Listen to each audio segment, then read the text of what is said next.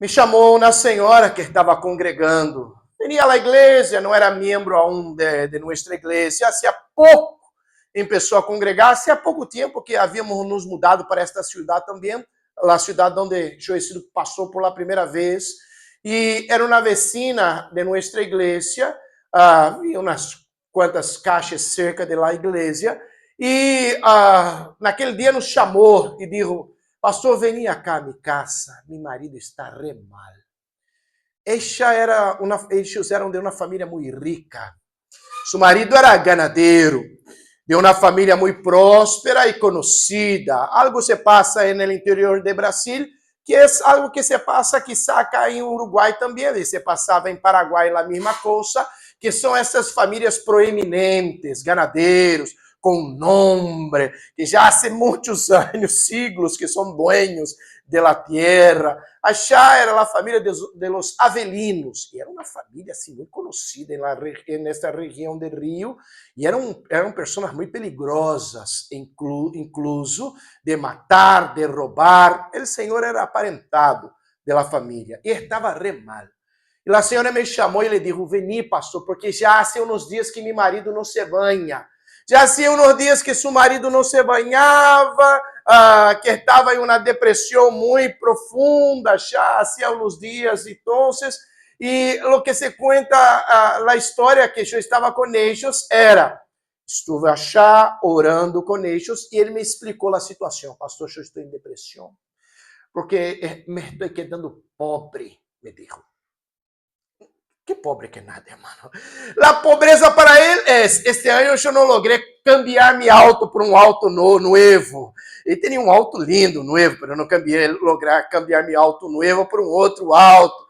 E havia mais. Ele dizia: eu estou vendendo parte acá de minha propriedade porque a leite não está com bom preço. Hermano, ele tinha uma propriedade gigantesca. Ele teve um avião. A novela Roque Santeiro ha sido gravada já em sua estância, em sua hacienda. Roque Santeiro era uma novela muito famosa em Brasil. Sim, a novela lá do Senhorzinho Malta era esta estância. Era essa estância. El avião do Senhorzinho Malta era seu avião. Era uma loucura. E este homem hacía 3 dias que não se banhava. Porque decía: eu estou me quedando pobre. Que pobreza que nada. Pobre somos nós outros. Ele tinha muita, pero muita plata. Todavia, se quedava re mal, porque seu coração estava em sua plata, em la plata. Eu leí o texto que leímos hoje. Louco, necio, esta noite te pedirão tu alma, e o que tenes entesourado, para quem será? Eu leí este texto para ele e ele disse: onde está tu coração? Tu coração está em tu plata, por lo tanto tu estás aí, nesta depressão profunda, e se disse: eu estou me quedando pobre, porque tu coração está em las riquezas deste mundo. Vou ter que buscar as riquezas del alto. Allá está, para a vida eterna. E se fuera hoje, eu lhe dije, tu último dia, ¿dónde tu estarías? Para este acá de la história de Jesucristo, ha sido el último dia. Para los dos de la história. Mira que a história da parábola de Jesucristo empieza, hermanos, um pouco antes, como eu he leído domingo passado com ustedes, era o problema que havia entre Jesus com os fariseus e os escribas da lei, porque eles tinham um pleito com Jesus, que Jesucristo andava com pecadores, e lhe acusavam: vós andás com pecadores. E Jesucristo então começou toda uma série de parábolas, falando sobre como nosso Deus trata com pecado e com pecadores. E a parábola do hijo pródigo, que hemos visto domingo passado, e a continuação, neste tramo de muitas parábolas, temos acá a parábola, então, del rico e de Lázaro. Quem se vai para o reino eterno? Para os da época de Jesucristo, que compreendiam muito pouco acerca do reino de Deus, quando Jesucristo dizia que era mais fácil um camello passar por como é que diz em espanhol? El huevo de una aguja. Era más fácil do que un rico entrar en el reino de los cielos. ¿Cómo, María? Eso, ¿no es verdad? El hueco de una aguja. Una aguja. do que un rico entrar en el reino de los cielos, los discípulos de Jesús le preguntaron, Señor, entonces, ¿quién se va al reino de los cielos? Porque si los ricos no se van, cuanto más nosotros pobres, porque pensaban, si el rico puede aportar más plata, si no, entonces él va a entrar en el reino de los cielos. Y el Señor empieza a mostrarle para ellos que ni los ricos, ni los poderosos, que el reino de los cielos era para los humildes de corazón. Y entra el Señor con esta parábola. ¿Quién se va al reino de los cielos? Esta cuestión de vida eterna y muerte eterna para ellos era una cuestión muy preocupante también. Porque ellos se quedaban pensando, ¿cómo vamos a heredar la vida eterna? ¿Cómo me voy? ¿A dónde estoy? ¿Para cómo? ¿Cuándo será y cómo será? Y el Señor les propuso entonces esta parábola del rico y de Lázaro. Mira en su Biblia, empezamos el versículo de número 19, y entonces tenemos la vida de este hombre, el rico, el primer personaje de la parábola. No sabemos su nombre. El pobre tiene nombre, es Lázaro. El rico, ni idea, no sabemos el nombre del rico, pero se decía, era un hombre muy rico, como muchos habían allá en esta tierra empobrecida donde andaba Jesús. Había los muy ricos, muchísima plata, que se vestía de púrpura y de lino fino, y hacía cada día banquete con esplendidez. Son los días de hoy. Desde los tiempos de Jesús, desde antes de los tiempos de Jesús, siempre hubo esa clase de gente que vive una vida fútil, una vida fundamentada en la plata, sin preocuparse con las cosas de nuestro Señor. Acá esta vida fútil, debilitada, supérflua, ¿es una palabra en español o no? También, ¿no, verdad? Se puede encajar acá también. Pero supérflua. Superflua. Muy bien, aprendí una palabra nueva entonces en español. Una vida superflua. Una vida debilitada. De hecho, una vida fútil. Yo me voy a vestir de lino, púrpura. Lo que era un tanto ridículo en medio de gente que no tenía ni que calzar. Isso se vestiam de lino, de púrpura, para ser mirado por la gente, y vivía una vida espléndida, con muchos banquetes. Lo que parecía ser, de hecho, una vida muy condenada por nuestro Señor, porque había tanta gente que no tenía que comer, y ellos hacían un banquete de manera a echar comida afuera. Y el Señor entonces empieza con el primer personaje, que vivia esta classe de vida fútil. Hermano, es una condena séria, porque nosotros vivimos en los tiempos de las celebridades, de las pequeñas celebridades, de las subcelebridades. La gente que tiene ahí unos cuantos seguidores y ya piensan, yo soy una celebridad. E sua vida é movida por esta debilidade acá. Eu quero viver uma vida com lino, com púrpura e com likes, como se esta fuera de hecho uma vida aceptável ante os ojos de nosso Senhor, pero é só diante de la mirada de la gente. É uma vida fútil. Esse é o primeiro personagem. O segundo está no versículo de número 20. Adelante. No versículo de número 20, nós miramos um contraste. Já não era mais uma vida fútil, sino uma vida de muitíssimo sofrimento. Havia também um mendigo chamado Lázaro, que estava echado à porta de aquele, cheio de chagas, mientras el outro estava de púrpura, uma roupa cara, de lino fino, uma roupa que nem se produzia assim desta maneira em Israel, uma roupa cara, importada. Afuera de sua casa estava uno acá, obviamente justificado por la gracia de nuestro Señor, porque en la historia se va para el reino de los cielos, todavía pobre, con chagas, estaba fuera, apartado de su familia, y se quedaba a la puerta de la casa del más rico, porque a la puerta de la casa del más rico, al final de cada banquete, quizá ele iba a tener algo para comer. Pastores, pastor, tu me puedes perguntar, cada cristiano sofre? Hermano, nós não estamos apartados do sofrimento. Este acá sofría. Y sufrió muchísimo. De hecho, yo te voy a decir que hay sufrimientos por los cuales nosotros pasamos que yo no tengo una explicación.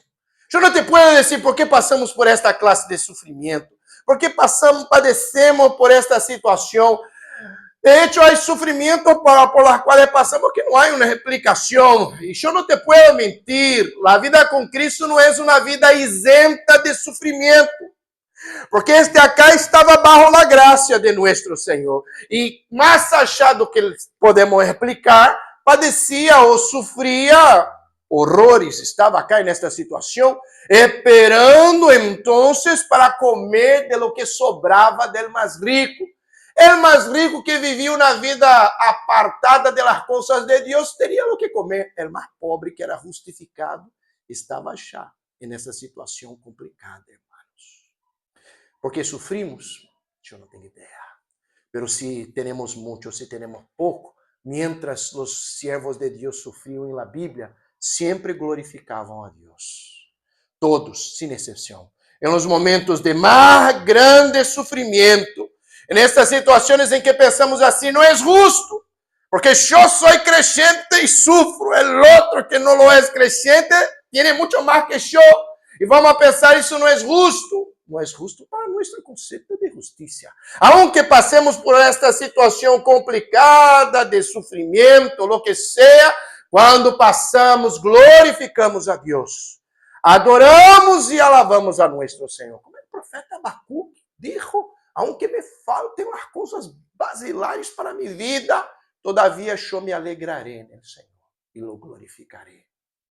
Acá estava Lázaro nesta situação. No versículo seguinte, mira em tu Bíblia, que ele ansiava saciar-se de las migajas que caíam de la mesa del rico, e aún los perros veniam e le lamiam las chagas.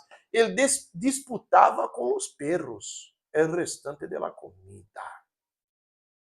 Nos corta el corazón, de hecho, hermano, mira a gente comiendo de la basura. Los adictos todos comem aí de la basura. Claro, são adictos, enfermos por tema de la adicción en el vicio. Estão tras la basura, comendo de la basura. Este acá não era adicto, não era enfermo, pero era pobre. Enfermo era, e pobre. E lo que se diz que estava acá esperando comer de la comida del rico. Acá Cristina estava aí enjaguando os cubiertos, lavando, se abre uma canicha, é tudo muito sencillo. Se abre uma canicha, vamos enjaguar os cubiertos, limpiar as coisas. Nesta época acá não. Nesta época era mais complicada. Cristina estaria cortando cáscara de pão e limpiando o plato. Assim se lo hacía. Vos tenías los panes y la cáscara era gruesa de los panes. Vos tenías que sacar la cáscara del pan. Aí tú te vas a agradecer y a decir, Señor, glorificado sea Dios porque yo puedo enjaguar los cubiertos con la canicha. Tú vas a mirar la pileta grande, llena de cubiertos y no vas a reclamar. Porque en la época acá se limpiava com cáscara de pan. Vos tenías a achar as cáscaras gruesas de pão e limpiavas o plato e echavas a su puerta. A la puerta de la casa de los más ricos haviam los pobres e los perros. E los pobres enfermos como acá, tinha que disputar com os perros. Às vezes Lázaro dividia um com o perro, comia cá uma parte e eu como lá outra. De resto de comida com cáscara gruesa de pão. Porque sofria Lázaro ao cair nesta vida, eu não tenho ideia, hermano. Pero uma coisa lo sé dentro das escrituras sagradas.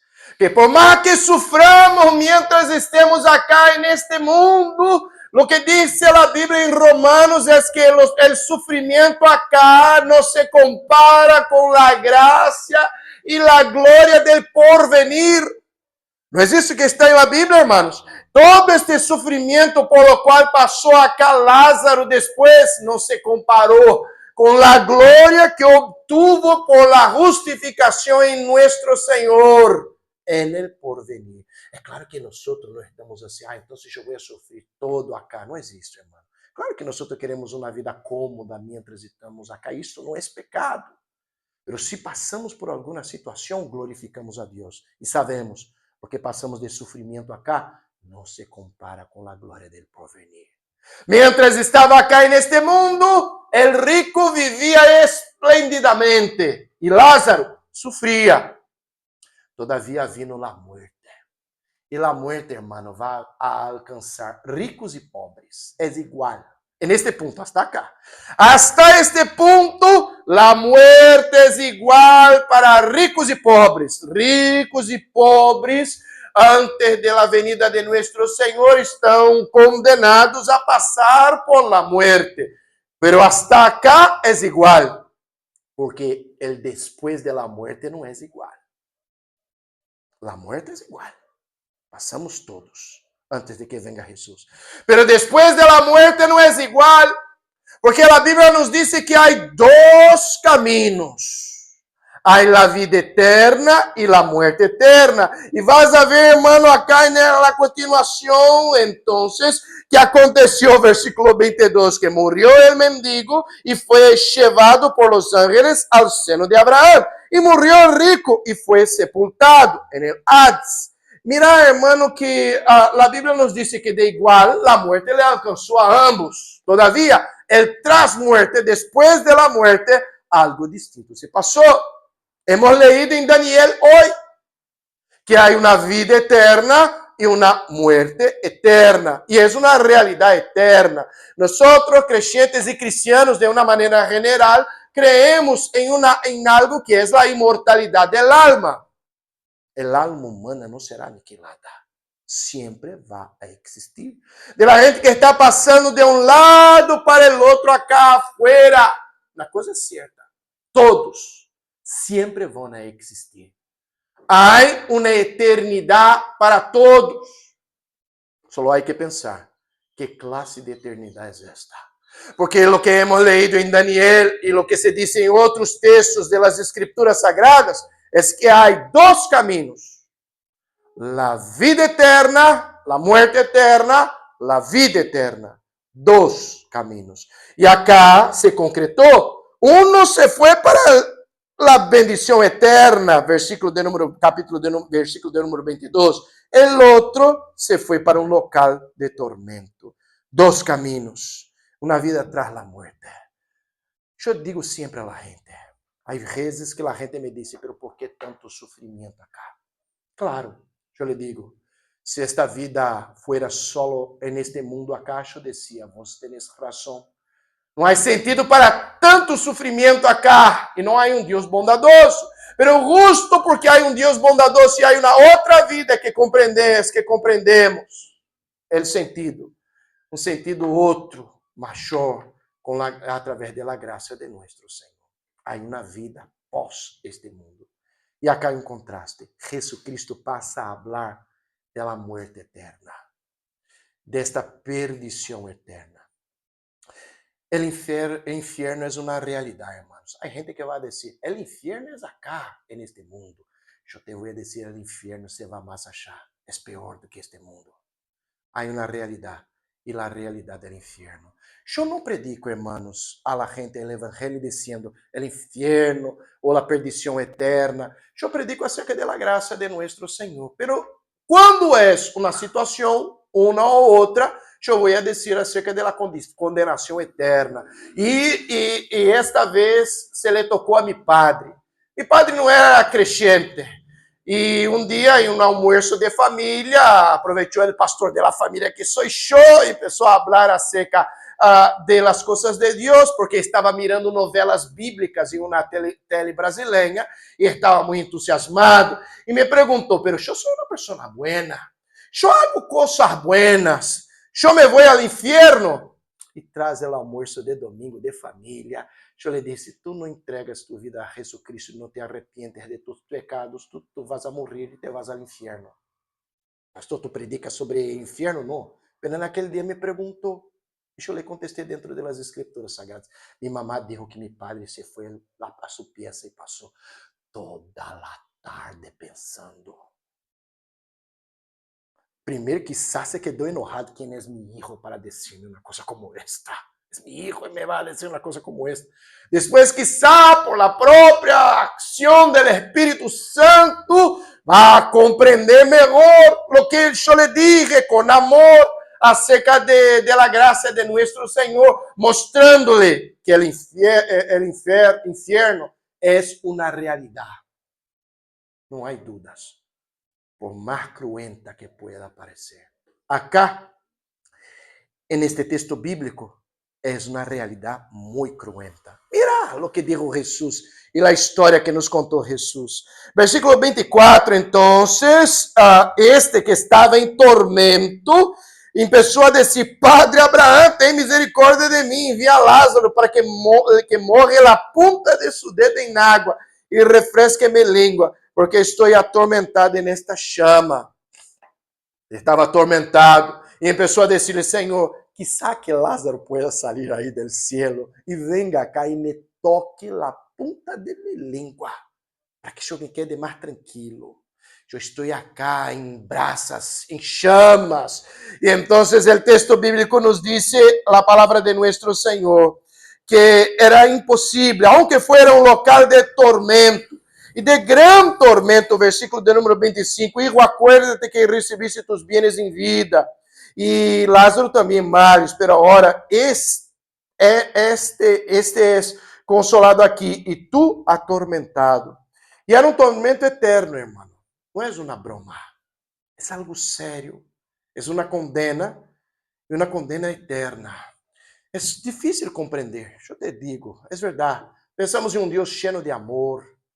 Parece um dilema para nós cristianos pensar em um tormento como esse delante de um Deus tão bondadoso e justo. Mas é uma realidade.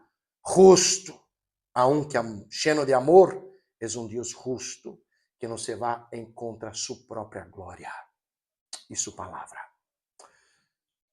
Lo que sabemos, aunque com poucos detalhes, que é um local de tormento.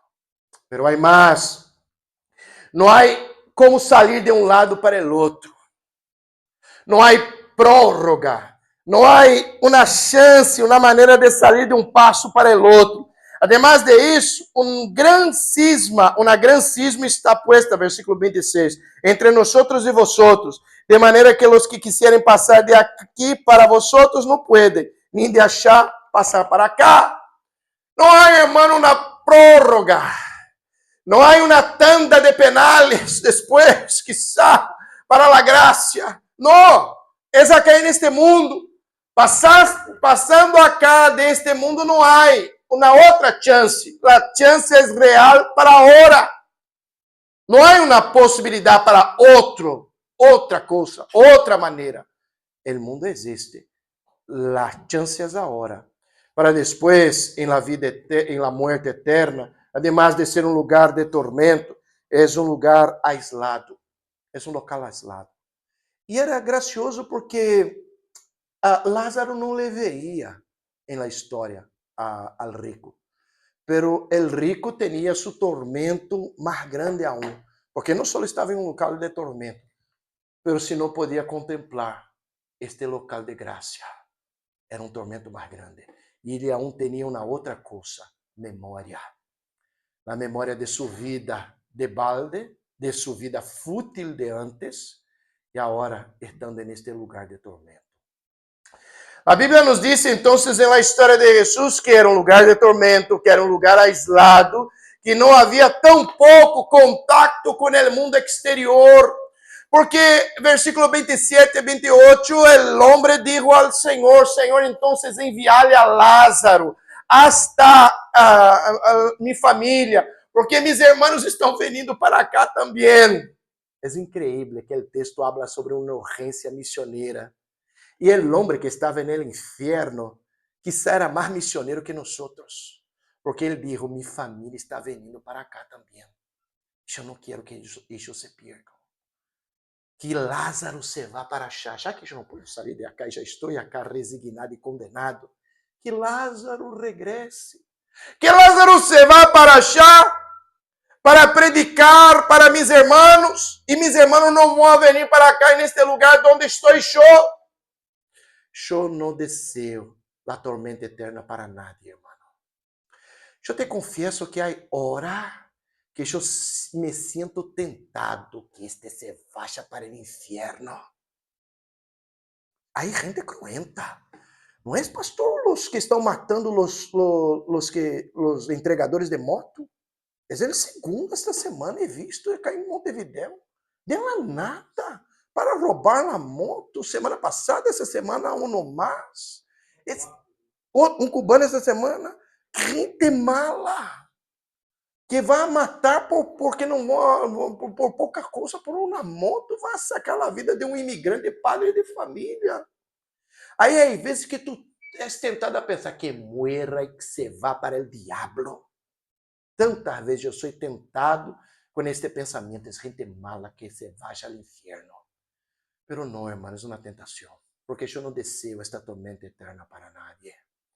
Yo predico la palabra y anuncio la gracia de nuestro Señor para que gente pueda estar glorificando a nuestro Señor, lavada por la sangre de Jesús, y que no se vaya para este lugar de tormento eterno. Não há passagem, não há prórroga, é um lugar de tormento e não há nem contato de los que estão achar com este mundo acá. Não há fantasmas, hermanos. Não há espíritos de gente muerta andando por acá ou por achá. A Bíblia diz que não há contato neste mundo de los muertos com nós acá. Há espíritos, pastor? Ai, a Bíblia diz que são demônios. Pero não há espírito de gente que morreu e regressou. E de los demônios eu tenho medo? Eu não, irmão. É o demônio que tem que ter medo de nós quando somos fieles a nosso Senhor através da graça de Cristo. Agora, gente que já morreu, não há contato. Eu não posso fazer contato. Toda é uma grande encenação, porque biblicamente há um cisma entre estes achar e ellos não podem venir de achar para cá, se dice la historia de nuestro Señor. Y entonces el Señor les da una última palabra. Es imposible que alguien se vaya para tus 5 hermanos, versículo 28. Y entonces el Señor dijo a Moisés y a los profetas, óiganlos. O sea, ellos tienen la palabra, la Biblia, las escrituras sagradas. Moisés, el Pentateuco, la ley y los profetas. Ellos tienen la palabra, que oigan la palabra. Y es lo que yo hago acá. Mientras predico la palabra a la gente, hermano, mostrándoles que hay una redención en Cristo. Y que nosotros todos, si no nos arrepentimos, estamos caminando para este lugar de tormento. Ya nacimos así. Y entonces el Señor le dice a este, que ya no había más lo que hacer, que estava neste lugar de muerte eterna. Imagínate vos, a gente sencilla, escutando esta palavra de Jesus. Jesucristo ensinando-lhes a ellos. Era uma palavra dura, pesada, a ponto de que em Juan, capítulo de número 6, muitos abandonaram a Jesus. E diziam, duro, pesado este discurso, quem lo pode ouvir? E no final, lo que temos acá para nós é, hermano, el mensaje es urgente. Predicar la palabra, anunciar a Moisés y los profetas el evangelio de Cristo, a Jesús, es una tarea urgente. Havia os pecadores que andavam com Jesus e Jesucristo ha sido acusado, tu andas com os pecadores. E Jesucristo contando as parábolas justifica a sua tarefa de andar com os pecadores e mostrando-lhes a eles que era uma tarefa urgente, que o infierno era uma coisa real e que a tarefa urgente era predicar a palavra. Cristina se vai incansável aos miércoles a encontrar-se com essas mulheres. A Cher encontrou com essas mulheres crescentes também. São mulheres não crescentes e achar sempre com um privilégio, com uma oportunidade, predicar a palavra. E eu sempre lhe digo a Cristina, somos sempre missioneiros. Donde estemos, somos sempre missioneiros. Mas não só porque eu sou missioneiro. Isso vale para vocês também, irmãos. Todos nós sempre somos missioneiros donde estemos. Porque igualito que o rico, há muitíssimos que estão caminhando para o mesmo lugar onde o rico está. É urgente. Predicar a palavra, anunciar o evangelho, porque há uma condição de muerte eterna que é real e é urgente. Mostrando-lhe a la gente, hermanos, que solo a través de Jesucristo e a través da graça de nosso Senhor, esta condição se cambia. O que vivimos acá é muito pouco, irmão. yo siempre le digo a la gente, es ínfima parte, mínima, en comparación con toda la eternidad. Puede ser que pasemos por sufrimientos acá, pero lo mejor es que en esta vida acá, que es mínima y poca, nosotros la ofrezcamos a nuestro Señor. Abrir mano de mi propia vida, porque en este poco que yo voy a vivir acá en este planeta, poquísimo, comparado con toda a eternidad en nuevos cielos y nueva tierra, yo tomé una decisión por la gracia de nuestro Señor. Hablar del amor maravilloso de nuestro Señor, mientras mira tanta gente que se va para un lado y para el otro. Una vida fútil, yo les digo, de manera urgente, que hay una realidad cruenta, que solo se puede librar, solo nos livramos de esa realidad cruenta a través de la gracia maravillosa de nuestro Señor. Sufrimos acá, es probable, es posible, pero hay una vida eterna más allá, que alcanzamos a través de los méritos de Cristo. Es un mensaje urgente para gente que está caminando para la muerte. Que el Señor nos bendiga, hermanos. Y que escuchando la parábola de nuestro Señor, aprendamos sobre el urgente mensaje para los que necesitan de la gracia de Cristo. Vamos a orar, hermanos. Pero antes, cantemos. Hay un último hino, antes que nos vayamos. Pongámonos parados.